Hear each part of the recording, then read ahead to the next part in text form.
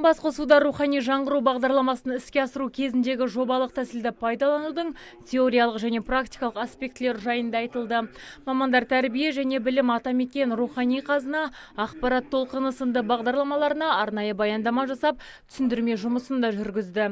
Бақытжан Әшірбеков мырзаның сөзінше, мұндай басқосулар өңір жастарын қоғамға пайдалы іс жасауға мүмкіндік береді деп отыр. Сондай-ақ күнгейде осы бағыттағы жұмыстар кезең-кезеңмен іске асырылуда.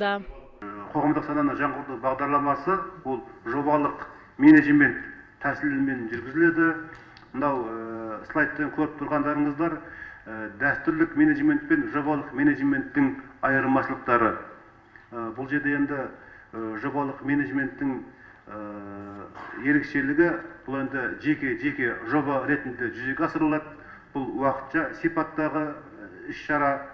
Енді бүкіл сананы жаңғырту үшін ол бір сәттен болмайды. Сондықтан белгілі көлемде шағын жобалар арқылы біз қоғамға әсер ету арқылы осы жаңғыру бағдарламасын жүзеге асырылады. Семинарға аудан қаладан жиналған мамандар мен ерікті жастар қатысты. Енді олар көрген білген ақпаратты өзгелермен бөлісіп, тиісті жобаларды өздері тұратын аумаққа барып іске асырмақ.